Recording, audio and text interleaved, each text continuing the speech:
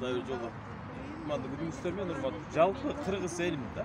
Бардык бул жашаганы биздин ошо эл өткөгө коомдук бирикмесинин мүчөлөрү жана мүчө эместер. Бул эл өткөгө коомдук бирикме деген бул элет деген жалпы эл да. Карапайым жалпы эл. Ошо Кыргызстанда жашаган ар бир жаманы да жакшысы да бул карапайым эл. Бүгүнкү күндө эмнени айтайын дегем? Айтайын дегеним өткөндөгү бул 24 августта болуп өткөн биздин митингде элге мындай айтканда кичине таарыныч пайда болуп калды. Анткени биз канча аз болсок ошончо бизди сотрудниктер келип ар кандай сөздөр менен сүйлөп, бизге мындай айтканда начар сөздөр сүйлөдү. Анан биз ошонун баарына туруштук бердик. Ошондо деле азыр деле өкмөткө мына жаңы кирип чыктык. Кирип чыкканда 200 кишиге да, бизге кайрылгандар 200 киши аз деди. Кыргызстанда 600 миңде, 700 миңдей киши бар экен, кредит барчы. Ошонун 200 кишиси, даже 1000 киши кайрылса деле ал 1% дагы жетип жетет экен арак эле. Значит, каралбайт деген маселе да.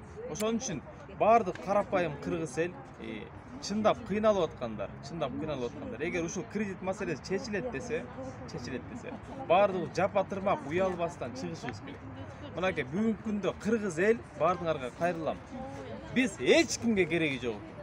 Элементарный кичинекей иштеген ППСник милициялар, ички иштер министрлигиндеги ошол адамдардан баштап чоң адамдарга чейин бизге эч кимге кереги жок.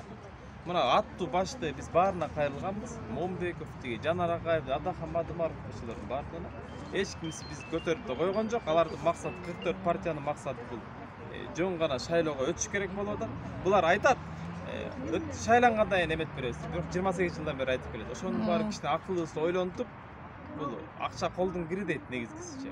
Ошо акчага алданбай биргеликте иш алып баралы. Анан күч биримдикте Жалал Абадты, Оштук, анан Көлдүктө бөлүнгөн токтош керек.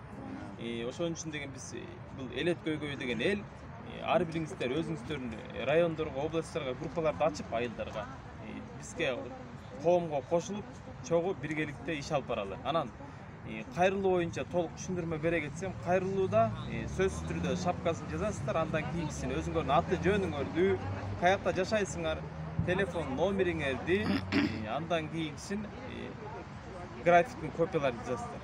Ато азыр деген Талас областынан келди, кайрылуу унчалык кайрылуу да. Телефон номери да жок, банктын аты да жок, аталган сумма эмес да, суммасы да жок. Ал калды бияктара калды.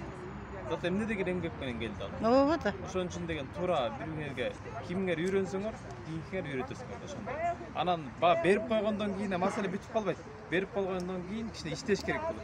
Биз кечинде саат 2ге чейин иштедик, ужин ичкен жокпуз. 2де иштеп аткан жерде уктап калдыбыз. Мен жууна элекпин да. Кайра ойгона кале шафылдап башталып, ошол бойдон бияка келдик. Ошон үчүн туура түшүнүү менен кабыл алып, акча беребиз, анан тигиндей мындай ар кандай алдамчы уюмдар ошолорго ишенбей, туура так маалыматты жакшы билиңиздер. Мени бирөө жаман деди, сразу билиңиздер, сураңыздар, бул кандай киши эмне кылат деп. Ошон үчүн деген баарыңар ошо жеткизип баргыла, группаларга чыккыла, үйрөтүп баарыңарга, кайрылуу жазганды үйрөнүңөрбү, кайра баардыгына үйрөтүңүздөр. Ошо, рахмат. Ошо кайрылуу жазганда мисалы үчүн биздерде группаларда чогуу съемка, видеоклип көрүп калса да, могу эже жакшылап кыстырып алайынчы.